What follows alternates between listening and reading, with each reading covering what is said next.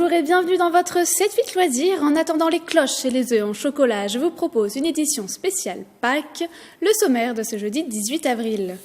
Pour ne négliger aucun détail pour des fêtes de Pâques réussies, deux créatrices vont nous apprendre à réaliser un objet de décoration, un trophée lapin de Pâques. Les fermes de Galie organisent leur traditionnelle fête des œufs, des ateliers et bien sûr une chasse à ces petits trésors en chocolat. Julien Berland sera avec nous pour en parler. Les équipes de l'Est s'affrontent ce week-end en Quidditch au Clé-sous-Bois, un sport inspiré de l'univers Harry Potter pour lequel il existe même une fédération française. Avis aux plus créatifs et habiles de leurs mains, Elena et Camille vous proposent de fabriquer un trophée lapin de Pâques, comptez 4 heures de réalisation, indication en images.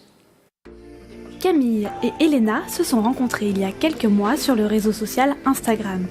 Toutes les deux passionnées de créations artisanales, elles ont pris l'habitude de travailler ensemble pour attendre la chasse aux œufs, un trophée lapin de Pâques. Première étape avec Elena, le lapin en pompon. Je vais faire l'arrière de la tête de notre petit lapin. Donc c'est très simple, l'arrière de la tête il est uni. Donc je me contente de bien fixer la matrice de façon à ce que les deux moitiés soient bien collées l'une contre l'autre. Je bloque mon fil et je commence à tourner pour couvrir. Avec de la laine de couleurs différentes, vous pouvez ensuite créer les éléments du visage en prenant garde à bien respecter la symétrie. On va ajouter quelques tours assez lâches pour faire les oreilles sur la partie supérieure du pompon. Vient ensuite le découpage où l'on découvre enfin la face de son pompon. Donc maintenant, on va sculpter le lapin. Pour les oreilles, Elena utilise des aiguilles à feutrer qui vont venir mélanger les fibres de la laine et lui donner une autre texture.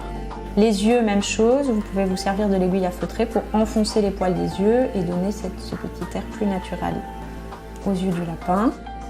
De son côté, Camille et ses talents en couture et crochet s'occupent de la partie textile. Elle commence par fabriquer un nœud en découpant 3 rectangles de tissu de tailles différentes, un pliage précis pour former des tubes et ensuite les assembler pour constituer notre nœud en tissu.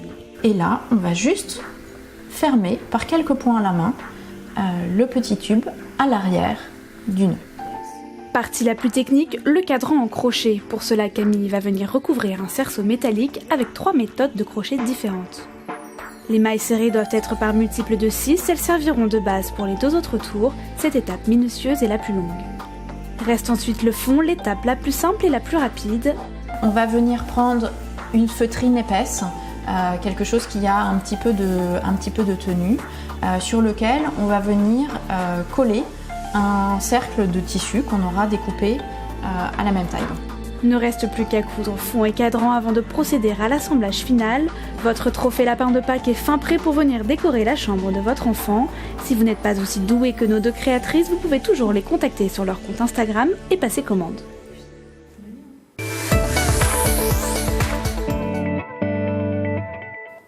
Pour le week-end de Pâques, les fermes de Galie se mobilisent. Depuis une quinzaine d'années, une fête des œufs y sont organisées. Julien Berland, vous êtes responsable du site de Sartrouville. Bonjour. Bonjour.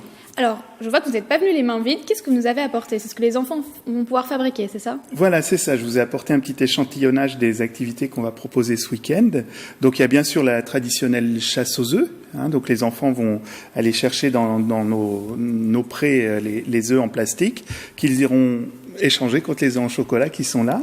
Et puis, autour de ça, on leur propose aussi tout un tas de découvertes. Donc, à Saint-Cyr-l'École, il y aura des activités autour des métiers de la laine, avec une fileuse qui sera là, le tondeur également. Et puis, les enfants pourront réaliser des petits tableaux comme ça, créatifs. C'est de la laine, en fait. On a la laine brute du mouton, qui est ensuite lavée à l'extérieur de la ferme, et qu'on nous rend sous forme de laine feutrée, de laine cardée.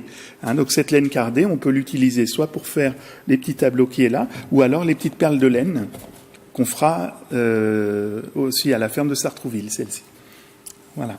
Donc il y a plusieurs activités comme ça, tout le monde peut venir ? Tout à fait. Donc c'est ouvert aux enfants de 3 à 12 ans pour la chasse aux œufs, et puis bien sûr aux adultes qui les accompagnent. Et donc tout au long de la journée, de 10h à 17h. Par contre, il est recommandé de venir assez tôt, parce qu'à partir de 15h, la fête bat son plein, il y a beaucoup de monde. Justement, il y a moyen de s'inscrire peut-être ? Alors, on peut s'inscrire sur le site qui s'appelle Funbooker. Donc on retrouve en lien sur le site lesfermesdegalie.com. Et donc les inscriptions ont lieu jusqu'à samedi minuit. Donc on a même le temps pour les retardataires, puisqu'on annonce du beau temps ce week-end. On peut se décider en dernière minute. Et il y aura également des places en vente sur place. Bon, et puis on est quand même aux fermes de Galie, donc bien sûr les animaux ont leur part d'action. Bien sûr, les animaux seront là, donc les brebis fraîchement tondues à Sartrouville et celles de Saint-Cyr qui se feront tondre en direct avec Thomas, le tondeur, qui se fera un plaisir d'expliquer aux grands et aux petits pourquoi et comment on tond les moutons. Donc ce week-end de Pâques, ça marque aussi le début des vacances scolaires. Donc vous avez des animations comme ça pendant toutes les vacances. Voilà, pendant toutes les vacances. Donc à partir de ce week-end et pendant une quinzaine de jours, nous serons ouverts tous les jours de 10h à 12h30 et de 14h à 18h sur les deux fermes. Et on proposera des animations aux enfants, l'atelier du pain qui a lieu 3 fois par jour et puis d'autres ateliers à 15h30 qui changent régulièrement. Donc on peut avoir des petits exemples de ces ateliers ? Alors par exemple, à cette saison, on va proposer un atelier découverte des empreintes. Donc on fait confectionner aux enfants des empreintes, voilà, elle est là, des empreintes en argile. Donc on a des matrices et on imprime dans l'argile et les enfants repartent avec le petit exemplaire comme ça. Bon, on a fait le tour, ça donne envie de visiter ces fermes de Galie. Merci Julien Berland d'être venu sur notre plateau. Merci à vous et à bientôt. Donc, comme d'habitude, vous pouvez retrouver toute la programmation sur le site internet des fermes de Galie. Des chasses aux œufs, vous pourrez en retrouver dans différents espaces loisirs des Yvelines. La Bergerie nationale voit les choses en grand avec des cloches qui passeront durant toutes les vacances scolaires. Ces cloches qui n'oublieront pas non plus les animaux du zoo safari de Thoiry avec des œufs adaptés à leurs besoins alimentaires. Une chasse aux œufs avec énigme, le château de Breteuil ajoute plaisir de se creuser les méninges à celui de recueillir du chocolat. Et bien sûr, les contes s'adaptent avec une séance inédite sur le thème de Pâques. De l'œuf en chocolat à l'œuf de poule, Villepreux offre des galimacées à ses habitants. Vous avez jusqu'au 19 avril pour vous inscrire et peut-être adopter la poule attitude. L'objectif est bien sûr de prendre soin des nouvelles habitantes de votre jardin tout en réduisant vos déchets. Une soirée dédiée à un maître de l'épouvante, c'est votre brique dans les salles saint-quentinoises de Patrick Jacques de Dixmude.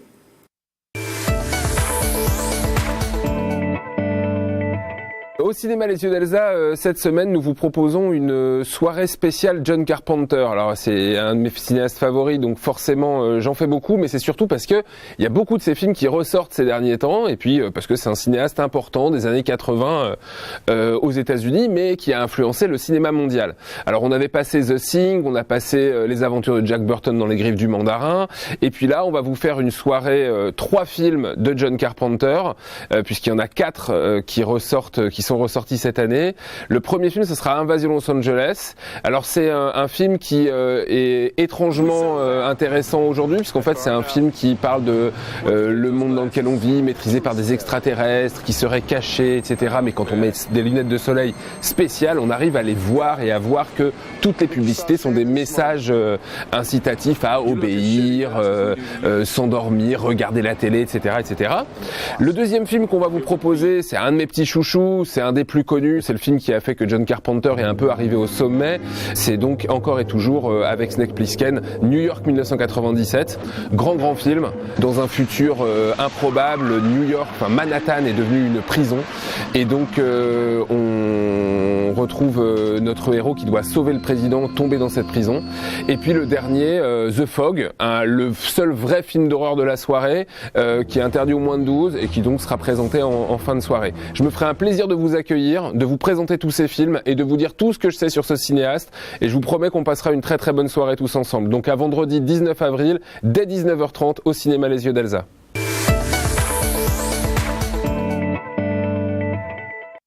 Comme le disent les apprentis sorciers de Poudlard, debout. Les balais des Headless Hunt, l'équipe de Quidditch des Clés-sous-Bois, ne voleront pas, mais assureront tout de même le spectacle. La discipline inspirée de l'univers Harry Potter est aujourd'hui organisée en fédération française. Ce week-end a lieu la seconde journée du championnat pour la Ligue de l'Est. Les Clésiens affronteront les équipes de Paris, Lyon et de Lorraine. Vous pourrez venir les encourager au stade Jean-François Beltramini. L'entrée est libre dès 10h et des initiations seront proposées. Dans sa tournée d'Île-de-France, la médaillée olympique et double championne du monde de taekwondo Gladys Epang s'arrête à Trappes ce samedi 20 avril. Vous pourrez partager un combat avec elle au gymnase Broustal de 14h à 16h. Pour éliminer entre 2 œufs en chocolat, le Vélo Club de Montigny-le-Bretonneux organise sa course cycliste de Pâques, un circuit de 3 km à réaliser en 19 ou 26 tours selon son niveau. 150 coureurs seront attendus dès 8 heures sur la ligne de départ de l'avenue du Parc. Et maintenant, direction Paris pour un mariage entre culture footballistique et culture arabe.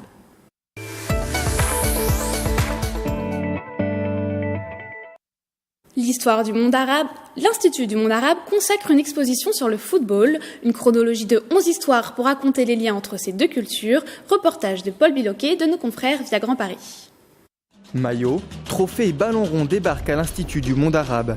Entrée dans l'univers du football pour une exposition dont le but est de déterminer la place des sociétés arabes dans ce sport. En plus des reliques de grands joueurs et grandes équipes, la scénographie mise en place pour l'événement immerge le visiteur dans une ambiance de stade. Chants de supporters, vidéos de matchs et photos de légendes accompagnent le parcours qui raconte 11 histoires marquantes du football. On s'intéressait à beaucoup de thématiques, on a pris ces 11 histoires, ça peut parler d'un joueur, d'un match, d'une compétition. On a suivi un fil chronologique, mais ce n'était pas le but initial. On voulait vraiment explorer toutes les thématiques possibles, c'est-à-dire Ben Barré avec un joueur franco-marocain, l'histoire incroyable. On voulait parler des ultras et leur rôle très important dans la révolution arabe. Ou le PSG qui s'est totalement métamorphosé à la suite avec l'arrivée des Qataris par exemple. Donc on voulait explorer tout ça et ces 11 histoires pour les 11 joueurs d'une équipe nous paraissaient évidents. Au-delà du côté sportif, Foot et Monde Arabe explore également les enjeux sociaux, politiques et religieux autour du foot, avec, par exemple, la création de l'équipe du FLN pendant la guerre d'Algérie ou encore celle de Palestine. Plus qu'un sport, le foot, c'est une culture. L'Institut du monde arabe, selon moi, doit s'ouvrir à toutes les formes de culture, d'expression collective. Et le foot en fait pleinement partie. Et à travers le foot, on peut raconter l'histoire des différents pays, y compris le nôtre, la France. Nous sommes liés à des joueurs venant de pays du Maghreb, et nous leur rendons hommage d'ailleurs ici, notamment à Zidane et à d'autres. Bref, à travers le foot, vous pouvez raconter la vie de chacun des pays. C'est un merveilleux miroir de l'évolution des sociétés. Foot et Monde Arabe, un rendez-vous à ne pas manquer, disponible jusqu'au 21 juillet prochain. Et c'est la fin de votre 7-8 loisirs. Merci de nous avoir suivis. Bonne fête de Pâques et bonne semaine sur TV78.